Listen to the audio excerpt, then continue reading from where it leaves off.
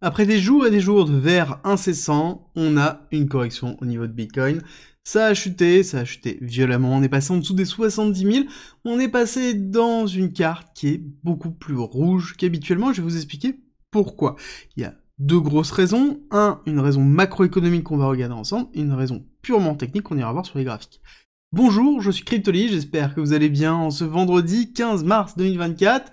Et oui, nous avons un BTC qui souffre, nous avons un marché crypto qui souffre, après tant de hausse, après tant d'accélération, c'est en même temps normal, et on va regarder ensemble pourquoi. On va commencer par la première chose qui est importante et qui a été la grosse nouvelle en fait d'hier, 13h30, prix à la production, 0,6. Ça a été vraiment la grosse nouvelle, je vous en avais parlé hier, je vous ai dit attention à ce prix, à la production. Il doit être à 0,3 ou il doit être en dessous, sinon ça va être un carnage. C'est ce qui s'est passé sur les parties macroéconomie, on ira le voir tout à l'heure sur les graphiques, mais ça veut dire quoi exactement le prix à la production qui augmente? Le prix à la production qui augmente, ça veut dire que on a une inflation sous-jacente qui est beaucoup plus forte que prévu. Quand on était à 3,2 versus 3,1, je vais vous expliquer justement que selon le rapport, on est plutôt pas mal. Ça veut dire que, oui, on n'a pas une inflation qui diminue, mais l'augmentation était liée en tout cas au pétrole et à l'énergie. Là, on est en train de se dire, bah, c'est peut-être pas que ça, quand on voit une augmentation du prix de la production mensuelle de 0,6 versus 0,3 prévu et attendu 0,3, bon, bah, on se dit qu'à un moment donné, on est quand même au double.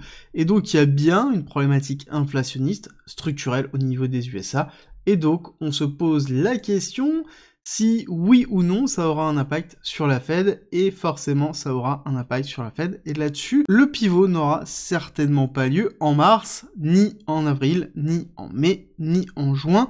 Je pense qu'on va se diriger potentiellement vers septembre, un petit peu l'idée que j'avais depuis déjà très très longtemps, et donc le marché est en train d'assimiler ça, le marché macroéconomique. On va revenir dessus, on va revenir sur les graphiques dans quelques instants, on va continuer juste avec les nouvelles purement crypto, dans lesquelles on a toujours une pression réglementaire très très forte au niveau des USA, on a des sénateurs, en l'occurrence 2 sénateurs, qui font pression sur Gary Gensler, sur la SEC, pour ne pas valider d'autres ETF crypto. Bien sûr, on pense tous à l'ETF spot Ethereum. Quand on voit l'impact du spot ETF Bitcoin, on se dit que ce serait magnifique d'avoir la même chose sur Ethereum. Mais ça va être déjà beaucoup plus compliqué, parce que Ethereum n'est pas considéré comme commodities officiellement, alors que Bitcoin, oui, ça a été acté sur Bitcoin, Ethereum, ça ne l'est pas. Donc ça va mettre déjà un petit peu plus de temps, et l'implication de la validation de cet ETF est beaucoup plus important que celui de Bitcoin, parce que si on valide l'ETF spot Ethereum, ça sous-entend que le proof of stake est considéré comme une commodity, et en tout cas, et non comme une securities automatiquement, donc ça sous-entend aussi que beaucoup d'autres cryptos vont pouvoir se sortir du joug de la SEC, et ça, la SEC ne le veut pas, donc forcément ils vont essayer de retarder le plus possible, et on va voir l'impact qu'il y aura. Après c'est pareil, est-ce que l'impact d'un ETF Ethereum sera aussi fort que celui d'un Bitcoin? Je pense que non, ça aura un impact, mais ce sera quand même bien moindre. Dans les grosses nouvelles autour d'Ethereum, justement, on a Eigenlayer qui se prépare à sortir son mainnet. On a vu Etherfi qui s'est lancé, on a vu en fait toute la sphère autour de Eigenlayer qui a commencé à se lancer, donc ça veut dire que c'est en train de s'accélérer. Eigenlayer, qu'est-ce que c'est? C'est un protocole qui fait du restaking. Alors, le restaking, si je dois l'expliquer simplement, c'est je prends mes Ethers qui sont en train de sécuriser Ethereum, et je les mets à profit en les mettant chez Eigenlayer pour sécuriser d'autres blockchains. C'est une forme de sécurité partagée en utilisant quelque chose qui sécurise déjà le réseau principal Ethereum.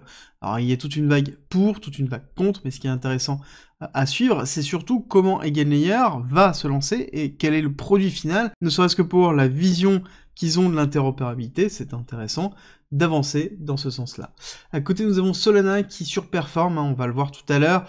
Oui, au moment où Bitcoin est en train de s'effondrer, avec l'ensemble du marché, Solana performe et surperforme le reste du marché, et c'est très très impressionnant, on va en parler tout à l'heure aussi pareil. Autre grosse nouvelle, nous avons le crypto wallet Zerion, donc, qui est un très bon wallet d'ailleurs, qui permet d'avoir une très belle vision. Quand on fait des analyses de wallet, Zerion est vraiment extraordinaire de ce côté-là.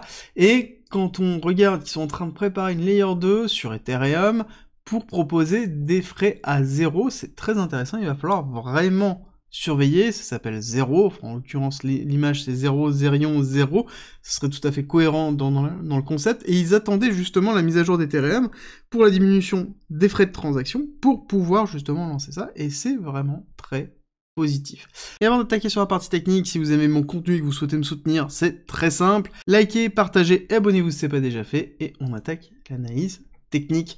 On va parler du S&P 500, forcément, dans lequel on a mangé une claque hier, bien qu'on a quand même plutôt bien résisté ici, mais on voit qu'on a clôturé en négatif, et là, certainement, on va aller retester les 5120, je pense, avec une clôture au-dessus du niveau de la mèche précédente, donc on va juste faire une mèche, et on va ravaler, voir ce qui va se passer, bien qu'on commence dans le rouge, hein, on sait très bien que quand on commence dans le rouge, alors que le marché américain n'est pas ouvert, généralement, il y a 70% de chances de repartir à la hausse. Si on repart à la hausse, ça veut dire que le marché est un peu what the fuck, ça veut dire qu'on est vraiment dans une bulle, et ça va être vraiment l'indication que l'on va avoir, parce que les chiffres que l'on a eu sur les prêts à la production sont vraiment un signal fort d'inflation sous-jacent, d'accord? Donc là, on a vraiment un signal fort en disant, attention, il y a un souci dessus, la mise en place du pivot de la Fed pourrait accentuer cette inflation-là, et on pourrait se retrouver dans un double cycle d'inflationniste qu'on a connu dans les années 70, et on fera très attention, je pense que j'en parlerai samedi, parce qu'il y a un véritable risque au niveau des USA, qui ne sera pas peut-être cette année, mais peut-être l'année prochaine ou l'année d'après. Nasdaq, beaucoup plus marqué, hein. Nasdaq, on voit bien que là on est en train d'aller retester doucement les 18 000 et les 17 800, dans lequel on a quand même beaucoup de liquidités, hein. On regarde ces trois mèches là, qui sont bien en attente, et si jamais on casse ici juste pour prendre une mèche, si on prend juste une mèche et qu'on clôture au-dessus, c'est plutôt positif. Si par contre on clôture en dessous, là il faudra regarder un nouveau setup, parce que ça veut dire que si on va chasser ce lot-là, on aura bien ici une inversion de tendance, et il faudra regarder si on rentre pas sur une correction un petit peu plus long terme, correction que le marché attend déjà depuis longtemps. Quand je dis longtemps, on va dézoomer, parce que c'est vraiment longtemps, hein.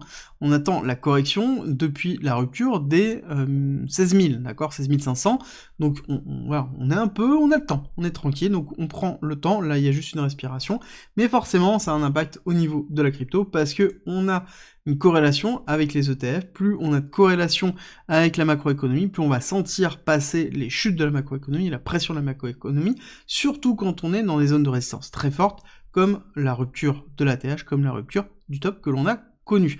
On n'a pas encore les chiffres au niveau des ETF, mais ça va être très intéressant de voir dès qu'ils vont tomber, je le posterai sur mon Twitter de ce côté-là, mais on voit que normalement on est censé avoir une diminution des shorts au niveau de GBTC, donc on devrait avoir une pression baissière qui est quand même moindre. À voir si ça compense avec la pression baissière que l'on a eue le jour précédent, où on avait très peu de ventes sur Grayscale Capital. Est-ce qu'ils ont réaugmenté les ventes pour recompenser? Ça va être très intéressant de voir cet impact-là, et je posterai le graphe dès qu'il est disponible sur Twitter. Mais en tout cas, ce qui est important de noter, c'est qu'on a énormément de volume ici sur celui de BlackRock, hein. On voit bien iBit, iShare Bitcoin Trust, on voit qu'on est quasiment à 100 millions de volume hier, donc très gros volume, avec, pour vous donner un ordre d'idée, le S&P 500 qui est à 110 millions de volume, d'accord? C'est vraiment pour vous montrer qu'on est vraiment pas loin, donc il y a un véritable engouement des produits financiers autour de cet ETF, et n'oubliez pas, plus on va avoir de volume, plus on aura des frais de transaction dans les brokers.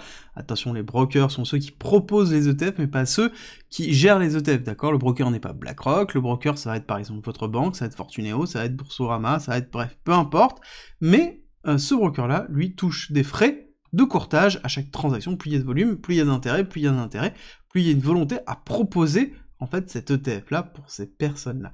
Donc ça va être vraiment à voir comment ça va se dérouler, mais en tout cas, il y a toujours du volume, donc c'est-à-dire qu'il y a toujours un intérêt. Plus il y a d'intérêt, plus c'est fort. Fort, oui, c'est un petit peu le mot qu'on pourrait reprendre si on devait caractériser ce qui est en train de se passer au niveau de, du retracement du BTC, d'accord? On est à 10% sur une journée, alors un petit peu plus d'une journée, parce que ça a commencé un petit peu hier, hier matin, avant-hier, on pourrait même dire, dans lequel on avait quand même un setup, où on voit que en weekly, on est allé chercher ici le top, donc on est bien allé chercher le top précédent, et on est en train, doucement, de clôturer au-dessus. Je suis au CME Chicago Mercantile Exchange, qui est la représentation des futurs des institutionnels sur Chicago, et moi ce qui m'intéresse c'est la clôture de ce soir. Niveau très important, si on clôture en dessous, on aura un signal de respiration. Si jamais on ne clôture pas en dessous et que on ravale une partie de cette mèche, ça sous-entend qu'on maintient le top, et donc là ce sera un signal qui sera très bullish. Par contre, si on clôture en dessous, ça ne veut pas dire qu'on va retourner aux 40 000, d'accord? Ça veut juste dire qu'on a une respiration suite à une rupture du top.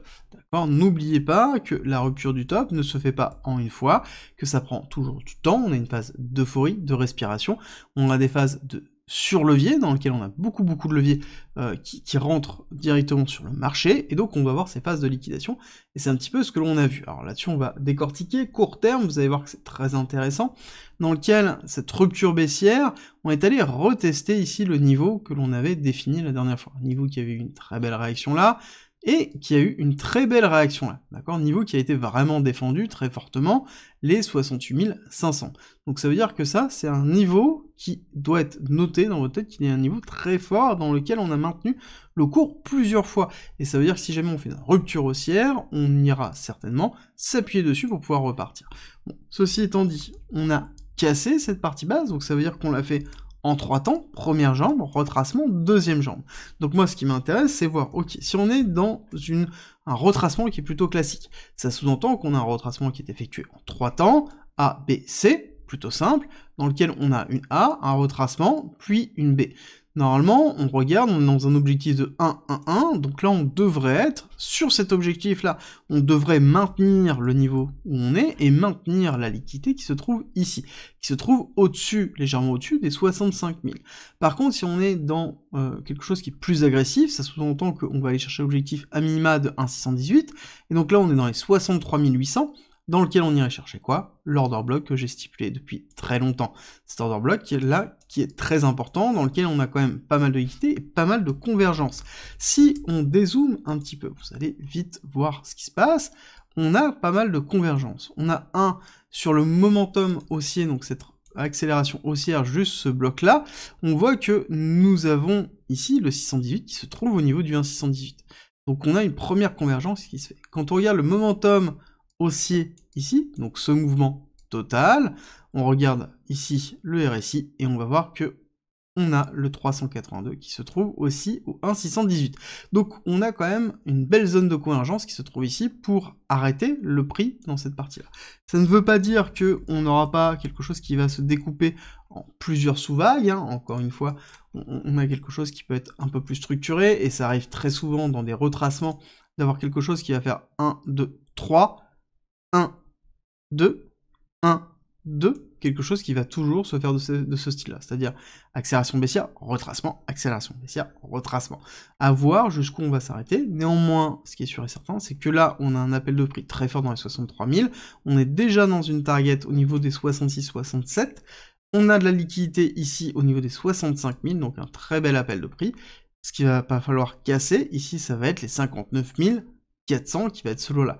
Si jamais on casse ce lot-là, ça veut dire qu'on va chercher beaucoup plus de liquidité et que potentiellement on aura une accélération baissière beaucoup plus grande, mais on en parlera à ce moment-là parce que ça voudra dire qu'il y aura un shift de mentalité et peut-être des nouvelles structurelles à prendre en considération. Est-ce que ça remet en cause le bull run? Est-ce que ça remet en cause la notion d'impulsion haussière que l'on a depuis ces derniers mois? Non. Nous avons toujours des achats massifs côté institutionnel au niveau des ETF. Nous avons le halving qui approche. Et à côté, nous avons juste une zone dans laquelle il est normal de prendre des profits, une zone de résistance qui est très compliquée, et encore une fois, 10% c'est peu.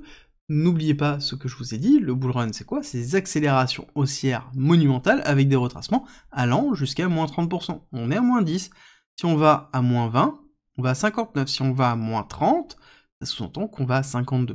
D'accord? Faites bien attention à ça, comprenez que BTC peut faire des moins 30% dans des accélérations haussières.